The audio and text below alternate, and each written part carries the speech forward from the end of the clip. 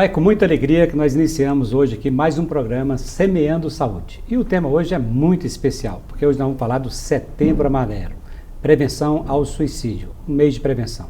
E eu queria, antes de começar mesmo, fazer uma reflexão e começar aqui hoje com um texto bíblico, lá em Coríntios 13. E lá diz o seguinte: nem que eu tivesse o dom da profecia e que tivesse todo o conhecimento do mundo, e ainda que eu conhecesse todos os mistérios, e ainda que eu tivesse a fé tamanha de poder mover as montanhas de lugar, se eu não tivesse amor, eu nada seria. E eu acho que nesse tema, uma palavra mágica é o amor, que todos os dias nós devemos manifestar para as pessoas que nós amamos, que fazem parte da nossa vida. Porque nós temos uma mania muito feia na nossa vida, de achar que as coisas ruins só acontecem com os outros. Mas infelizmente, um dia também pode bater na nossa porta. E eu espero que você nunca tenha na sua família um caso de suicídio. Então trate sempre daquelas pessoas que você ama com muito carinho, com muito amor. E para esse tema, nós trouxemos aqui um especialista. Eu estou falando desse médico renomado, jovem, Dr. Matheus Diniz. Dr. Matheus, fale-me um pouco mais sobre a sua formação. Seja bem-vindo. Nós recebemos aqui com muito carinho. É muito bom tê-lo aqui conosco. Dr. Jorge, primeiramente eu gostaria de agradecer o convite de participar do seu programa e também parabenizá-lo por essa iniciativa que, assim como o senhor falou, muitas vezes é deixado de lado, né? Às vezes a gente quer falar de temas mais felizes, alegres, e a gente deixa temas importantes de lado, então é uma iniciativa louvável. Bom, eu sou psiquiatra, eu fiz minha formação aqui na Universidade Federal de Goiás e fiz residência em psiquiatria na Universidade Federal de São Paulo, em psiquiatria geral, e depois eu fiz outra residência de psiquiatria geriátrica também na Universidade Federal de São Paulo. Fiquei um ano em Londres estudando genética de doenças psiquiátricas e retornei para Goiânia, onde eu trabalho aqui na Pax Instituto de Psiquiatria.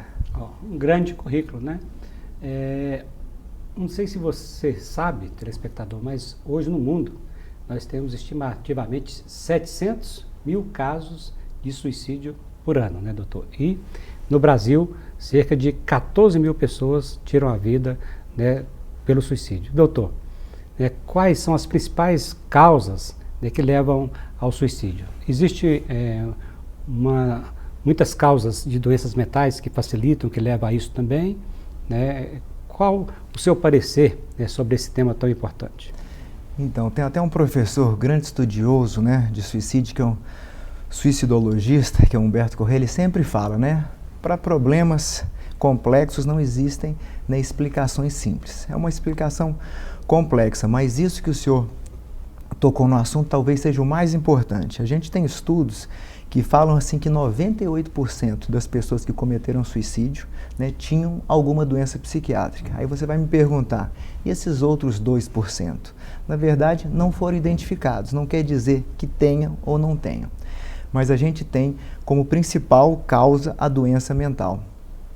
E dentro dessas doenças, a gente tem, em primeiro lugar, o que a gente fala de transtornos de humor, a doença depressiva, que tem uma prevalência, o maior número de pessoas acometidas, a doença bipolar do humor, transtorno por uso de substâncias, transtorno de personalidade, esquizofrenia. Nessa ordem a gente tem a maior importância, o maior número de casos de suicídio pelas doenças psiquiátricas. E quais são os principais sinais, sintomas, aquilo que pode alertar para que nós possamos tomar as primeiras medidas e procurar um tratamento especializado? Ótima pergunta também. A gente tem, às vezes, mania de minimizar um pouco, menosprezar as doenças psiquiátricas, principalmente a depressão, como se fosse algo, uma tristeza que a gente sente no dia a dia porque algo de errado aconteceu, E a gente tem, às vezes, até brincadeiras, Fala assim, não, você está precisando de um lote para você capinar, você está precisando de uma mala de roupa para você lavar. Vamos, como se você fosse incentivar aquela pessoa a melhorar daquele estado depressivo. Sendo que o que menos a pessoa quer é escutar isso, porque ela está sofrendo, não está conseguindo sair daquela condição. E ela pede ajuda muitas vezes e essa ajuda é negada ou negligenciada. Então, por incrível que pareça, quando a pessoa né, se abre com você, ela está falando que está sentindo mal, que ela não está conseguindo, não está dando conta de suas atividades, é um sinal de alerta. E mais ainda, né, a gente tem que acreditar assim, cachorro que ladra não morde. Na psiquiatria e para o suicídio é justamente o contrário. Né, a gente tem estudos mostrando que as pessoas que suicidam, elas avisaram 2 semanas antes e passaram em uma consulta médica 1 semana antes. Então, a grande maioria. Então, acho que quando a pessoa começa a falar de falta de esperança, né, que a vida não está valendo a pena, que está sendo muito difícil, ela deve ser levada para uma avaliação, né, com um psiquiatra. E existe também até isso. Eu não vou no psiquiatra, né? Um médico de doido, para que eu vou fazer isso? Eu não estou doido, eu só não estou querendo viver. Como a doença psiquiátrica não é considerada como se fosse uma doença. A gente tem que pensar que o nosso cérebro, ele é um órgão igual ao outro.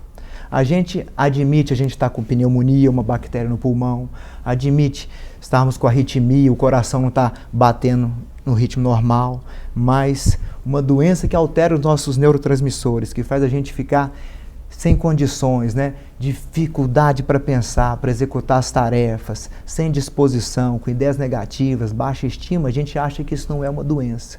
Então, acho que esse é o grande erro. Olha, então você que está aí participando junto conosco, nos ouvindo, né? Olha, fique bastante atento. É importante a gente ter a consciência, é importante nós enfrentarmos os problemas de frente, né? Porque tem tratamento, né, doutor? Com certeza, né? Cada dia a gente tem tratamentos melhores, né? Isso também é um ótimo ponto, porque é tanto estigma que envolve a psiquiatria, eu não vou não, ele vai me dar um remédio, eu não quero ficar babando, doutor, né? Isso não existe. Acho que é uma questão até dos filmes, né? Acho que em novela a gente vê, assim, o final do vilão, ele enlouquecer ou ele ir para um hospital psiquiátrico, então toda isso que é enraizado na nossa cultura é muito negativo para o tratamento da psiquiatria. Olha, e desses tratamentos, doutor, assim, os efeitos colaterais, que as pessoas, como o senhor disse, eu acho que elas se preocupam muito mais com os efeitos colaterais, ou seja, aqueles problemas que os medicamentos trazem. Hoje nós temos medicamentos modernos que têm poucos efeitos colaterais, ou que dá para poder conviver bem, né? Como que fica essa relação, né, para o paciente entender melhor? Então, assim, pegando um histórico, assim, a primeira medicação assim, que atua assim, no sistema nervoso central, que, né, que a gente fala assim, ultrapassa uma barreira hematoencefálica, ele veio da década de 50. Então a gente tem 70 anos de evolução das medicações. E claro que no começo a gente não tinha tanta tecnologia, não entendia os mecanismos ali farmacodinâmicos, farmacocinéticos, a gente não conseguia fazer medicações tão, vamos pôr, seletivas, puras, com menos efeito colateral. Então, às vezes, você tinha uma boca seca, um intestino preso, um aumento de fome, um tremor, mas, como tudo na vida, isso vem evoluindo muito, né? Então, a gente tem medicações, assim, maravilhosas, né? Sem efeito colateral nenhum. E outra coisa, a gente tem que pensar, quando a gente vai num psiquiatra, né, o que você está desejando é o que o seu psiquiatra quer te dar. Então, se porventura ele te der alguma medicação que te causar algum efeito colateral, basta você falar, doutor, não estou gostando dessa medicação porque parece que eu estou dormindo pior, né? Parece que meu sono está um pouco mais agitado. Tudo isso pode ser contornado, mas não pode deixar de procurar. Olha, nós estamos aqui com o doutor Matheus Diniz, psiquiatra, e o nosso tema hoje é o suicídio. Né, e é uma questão grave. Né, e um alerta para nós, principalmente nesse mês de setembro, do Setembro Amarelo, é que nós possamos aí estar, né, atentos, né, buscando diálogo. Né, doutor Marcelo, e aqui me chamou bastante atenção o fato de que 92% das pessoas que cometeram suicídio, né, já, né, tiveram um alerta prévio, já avisaram antes. Né? E isso, doutor, né, sem dúvida, é uma mensagem, né, para que você que está do outro lado da tela, para poder ficar atento, para poder falar que tem medicamentos, hoje medicamentos eficazes, mas quando a gente fala de medicamento, quando a gente fala de tratamento, né, hoje, né, muitas das vezes as pessoas acham que isso é para quem tem mais condições financeiras, que são medicamentos caros, de alto custo. Isso é verdade, doutor? Ou seja, aonde que a pessoa que não tem condição, ela pode procurar um serviço de qualidade e o custo desses medicamentos é muito alto ou dá para poder, né, fazer um tratamento mesmo, né, para as pessoas de mais baixa renda? Não, a gente tem tratamentos oferecidos pelo SUS, né? Tem medicações que são disponibilizadas na rede de saúde. Tem algumas medicações, às vezes, que são lançamentos, que às vezes tem um preço mais elevado. Mas a gente tem um arsenal terapêutico muito bom que é disponibilizado pelo SUS, né? A gente tem, inclusive, tem internações, né?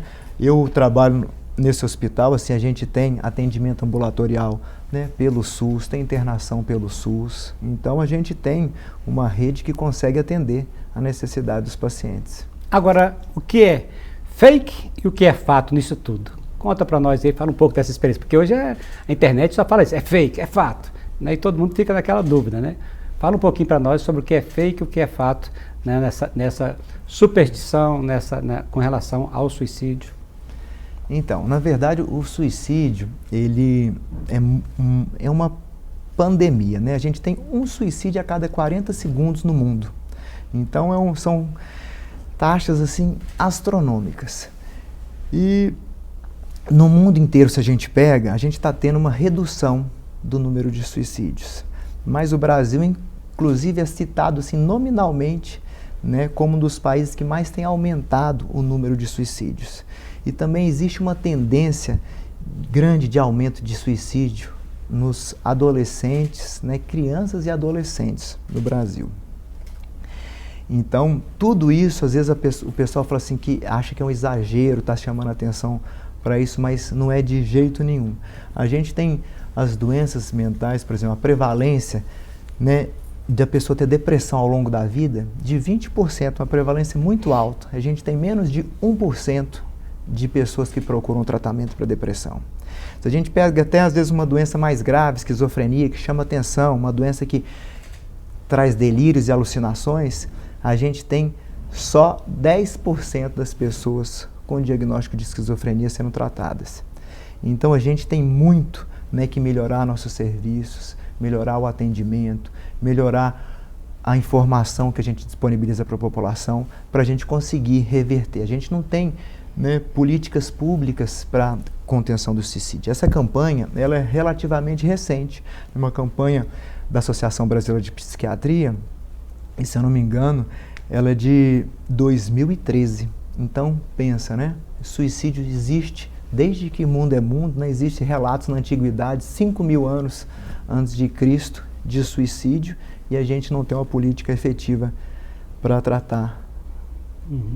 Olha, estudos apontam que no Brasil, embora, como o senhor disse, no mundo inteiro, né, o suicídio diminuiu, no Brasil aumentou a cerca de 17%, né, o número de mortes provocadas pelo suicídio. Isso é grave, isso é um alerta, né, e nós temos que tomar providências, né, então nada mais importante do que nós estarmos enfrentando o problema de frente. Eu acho que o Setembro Amarelo ele veio para isso, para dizer, né, um alerta para que nós possamos aí estar tomando e fazendo também a nossa parte. E nós estamos aqui na Assembleia Legislativa, né, seguindo nesse caminho de que o maior caminho da prevenção é o conhecimento. Isso. Né, e esse conhecimento, né, vem através de pessoas que estão altamente conhecedoras do assunto, como o doutor, né, Matheus Diniz aqui. Então, eu queria dizer, doutor Matheus, que o senhor pudesse aí ficar livre frente às câmaras para que você pudesse aí dar, vamos dizer assim, um conselho, uma orientação, né, sobre, né, o que fazer quando você tem sente que tem uma pessoa querida sua, né, com tendência ao suicídio. O que fazer, né, quais as medidas, né, que devem ser tomadas, né? A palavra está com o senhor. Tá ótimo. Acho que pegando o ensejo aí da sua abertura do seu programa, né, em relação assim ao amor, eu acho que assim é escutar. Quando você para escutar uma pessoa, acolher aquele sentimento que ela está te trazendo, isso já é de grande valia. E você saber o que ela precisa e você orientá-la a procurar uma ajuda. Não é que a pessoa, ela está triste, mas ela está com medo. Ela não sabe o que vai enfrentar, não sabe como vai ser. Então, esse tipo de programa que traz informação, isso é muito importante.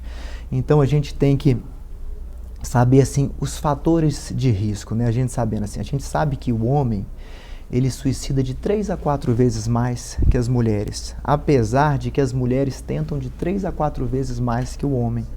Então o suicídio do homem ele é mais letal pelos métodos às vezes mais agressivos, né? E impulsividade. Então sempre que a pessoa tem uma agressividade, impulsividade, na via de regra, o suicídio está sempre ligado a atos mais impulsivos. Né? Pessoas, às vezes, que trabalham, né, com arma de fogo ou têm condições, né, de se matar, a gente tem que tomar mais cuidado, porque elas realmente se suicidam mais. Né? A gente vê no meio médico, por saber o que é mais letal, a gente tem altas taxas de suicídio no meio médico. E dentro das especialidades médicas, o anestesiologista, né, que é o médico que mais, vamos pôr, sabe manipular essas medicações endovenosas. Então, assim, quando a pessoa tem as condições, né, policiais, armados, homem, o fato de estar solteiro, o fato de não ter uma religião, e não existe uma questão assim de uma religião A, ou B ou C, né, dele ter essa sociabilidade, isso é muito importante. A gente também, um fator de risco é a idade. O suicídio nos idosos ele tem uma taxa muito alta, né? Na verdade, com uma letalidade maior. Né? A gente, às vezes, tem número de tentativas para um sucesso efetivo do suicídio. Então, no idoso, isso é muito baixo, é quase 1 para 1. Então, a pessoa já vai meio determinada. Então, quando a pessoa quer já distribuir os bens dela, fala, não, isso aqui vai ficar para você, isso vai ficar para você. Então, a gente tem que estar atento a esse tipo de comentário, né? Olha, então a cultura da negação aqui está totalmente contraindicada, né? Nós temos que enfrentar o problema de frente, é assumir, é buscar orientação, né, com o psiquiatra, fazer o tratamento quando necessário, né? Isso é muito importante, isso pode salvar vidas, né? E para mim, vida é um bem, né, inestimável, né? É o que existe mais sagrado, principalmente das pessoas, né, que nós amamos. Então eu queria dizer, assim, fazer mais uma pergunta só, que me veio aqui, que eu estava pensando nisso, acho que talvez é a curiosidade também do nosso telespectador, né, qual assim, o meio mais frequente, né, de suicídio, né, ou seja, em termos de incidência? Então, a gente tem nas diferenças, assim, nas mulheres a gente tem ingestão de medicamentos em excesso. Né? E no homem a gente tem por arma de fogo, bem pareado por enforcamento também.